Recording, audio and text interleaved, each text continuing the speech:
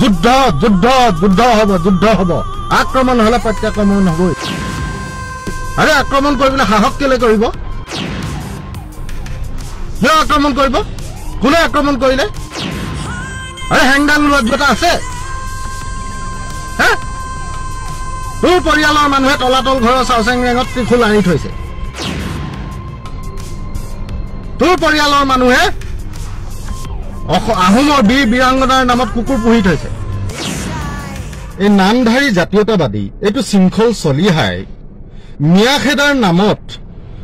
লম্ফজম্ফ কৰিবলৈ গৈ মুখেৰে উষ্মা প্ৰকাশ কৰিবলৈ গৈ এতিয়া লাহে লাহে খিলঞ্জীয়া মানুহৰ ওপৰত তাৰ আক্ৰমণ আৰম্ভ হৈছে দেখিছেনে আপোনালোকে গোটেই খিলঞ্জীয়া মুছলমান সমাজখনক কেনেধৰণে এই কথাষাৰ কৈ দিলে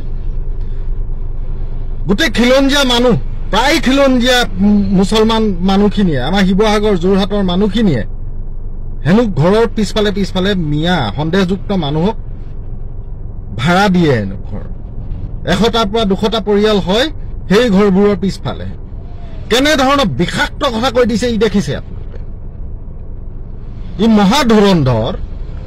ই কাৰ দালালি কৰি আছে নাজানো মহাধুৰন্ধৰী সালা ই এতিয়া গৈ খিলঞ্জীয়া মুছলমানৰ লগতে অসমীয়া সমাজখনক ভাগ ভাগ কৰিবলৈ গৈছে খিলঞ্জীয়া মুছলমানসকলক বাকি খিলঞ্জীয়া হিন্দুসকলৰ মাজত ই এখন যুদ্ধ লগাব বিচাৰিছে এনে বিষাক্ত প্ৰাণী ইয়াৰ কথাবোৰ এতিয়া সহ্য কৰি থাকিব পৰা অৱস্থাত নাই শিৱসাগৰ ৰাইজে এই কথাটো বুজাটো উচিত ইয়াত বহুত হ'ল পেনপেনিয়া এইবোৰ লৰা কিবা সংগঠন এটা কৰি 2 টকা 4 টকা দাবী ধমকি দি কাৰোবাৰ পৰা চলি আছে বুলি মনে মনে বহি আছিলো এহেঁতক বাৰু একো কথা কোৱাৰ আমাৰ কোনো প্ৰয়োজনেই নাছিলে বা এহেঁতি আমাৰ সমালোচনাৰো যোগ্য নহয় বুলি আমি ভাবো কিন্তু নাই এহেঁত মনে মনে থাকিলে দেখোন ইহঁতি একদম মূৰৰ ওপৰত জপিয়াই নাছিল গতিকে গোটেই সমাজখন খাক্ত কৰি পেলাইছে শিৱসাগৰখন ইহঁতৰ বাপেকৰ সম্পত্তি শিৱসাগৰত মোৰো ঘৰ আৰু ইহঁতৰ মুখৰ কথা মুখৰ শব্দ যিবোৰ তহঁতৰ মুখৰ শব্দই অসমীয়া জাতিটোৱে শক্তি পোৱা নাই তহঁতৰ মুখৰ শব্দবোৰৰ পৰা অসমীয়া জাতি দুৰ্বলহে হৈছে কথাই কথাই কবি মিয়াৰ দপদপনি সহ্য কৰা নহব হে মিয়াই ক'ত দপদপালেহি মিয়াই ক'ত দপদপালে মিয়াই দপদপাইছে পথাৰত যা তই পথাৰত দপদপাগে মিয়াই দপদপাইছে গেৰেজত মেকানিক হৈ মিয়াই দপদপাইছে ভগা লোহাৰ টিং বুটলি মিয়াই দপদপাইছে পকা মিস্ত্ৰী কৰি যোগালী কৰি মিয়াই দপদপাইছে অৰ্থনৈতিক ক্ষেত্ৰখনত যা তোৰ ইনকমৰ ৰাস্তা কি কৰ তই বিয়া পাতিলি নহয় তোৰ ইনকমৰ ৰাস্তা কি ব্যৱসায়ে কৰ নে চাকৰিয়ে কৰ কি কৰ তই নে কণ্টেক্টে কৰ ঠিকাই কৰ কিবা অকাদ আছে কিবা কৰিবলৈ মিয়াৰ দপদপনি সহ্য কৰা নহব মিয়াৰ দপদপনি হৈছে শৈক্ষিক ক্ষেত্ৰখনত মিয়াই গোটেই কোৰ্ট কাছাৰীত গলে মিয়াই দেখা পাব হস্পিটেলবোৰত যাওক অধিকাংশ ডক্টৰ মিয়াই তোৰ গা জ্বলিবলৈ কিটো আছে আৰু যদি বাংলাদেশী খেদাৰ দায়িত্ব চৰকাৰৰ তোৰ নেকি সংগঠন হিচাপে ঠিক আছে বাংলাদেশী সন্দেহযুক্ত নাগৰিক যদি দেখিছে কৰবাত যোৱা তোমালোকে প্ৰতিবাদ কৰা চৰকাৰক বাধ্য কৰোৱা সেইখিনি মানুহ উচ্ছেদ কৰিবলৈ নিজে গৈ আইন কানুন হাতত ল'বলৈ কোন সমাজখনৰ পৰিৱেশ বিনষ্ট কৰিবলৈ কোন তহত আৰামৰ হাত দি মিয়াৰ দপদপনি সহ্য কৰা নহব লাজ লগা নাই কেতিয়া দপদপালেহি তহঁতি মুখেৰে এইবোৰ কথা দপদপনি সহ্য কৰা নহব কৈ সেই দপদপনি নকৰা মানুহকেইটাকো দপদপাবলৈ তহঁতি উচতনি দি আছ যুদ্ধ যুদ্ধ যুদ্ধ হব আক্ৰমণ হলে প্ৰত্যাক্ৰমণ হবই আৰে আক্ৰমণ কৰিবলৈ সাহস কেলে কৰিব কিয় আক্ৰমণ কৰিব কোনে আক্ৰমণ কৰিলে প্ৰত্যাক্ৰমণ কৰা হব বাৰে বাৰে হেংদাঙৰ কথা কয় আৰে হেংদাং লজ্জতা আছে তোৰ পৰিয়ালৰ মানুহে তলাতল ঘৰৰ চাউচেং ৰেঙত ত্ৰিশূল আনি থৈছে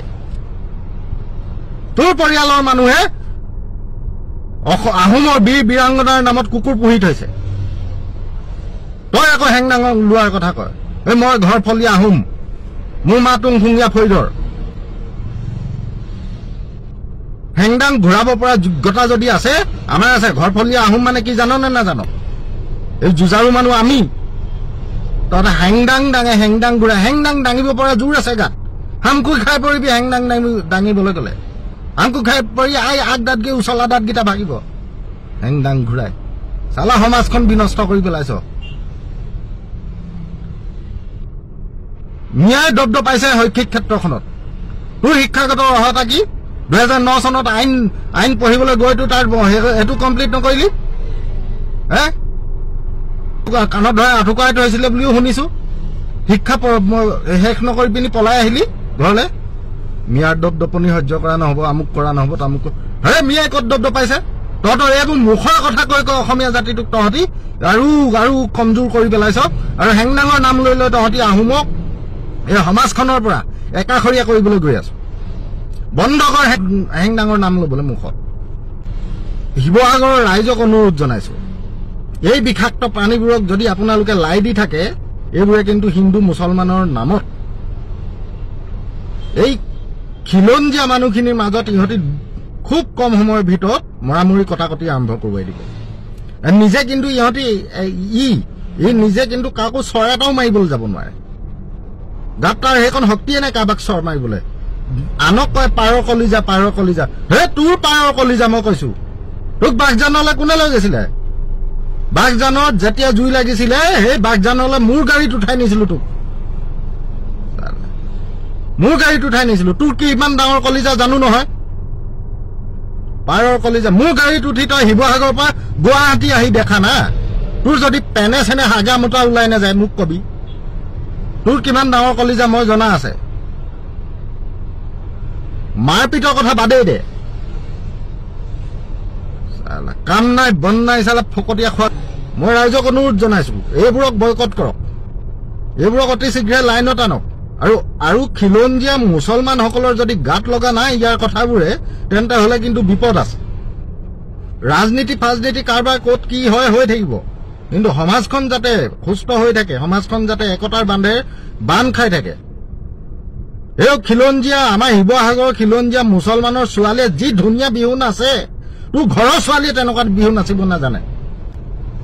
উদাহৰণ দি দিছো আস্পিকা মস্পিকা আমাৰ NK TV নিউজত তাই ওলাই যেতিয়া নাচিছিলে ইহঁতি আমাৰ অসমীয়া আমাৰ হিন্দু মানুহে তধা লাগি চাইছিলে ইমান ধুনীয়া নাচে সিহঁতি তোৰ ঘৰৰ মানুহে তেনেকে নাচিব জানে তাহলে হিন্দু মুছলমান ভাগ কৰিবলৈ আহিছে খিলঞ্জীয়া মুছলমানসকলে যাতে এইবোৰ কথাত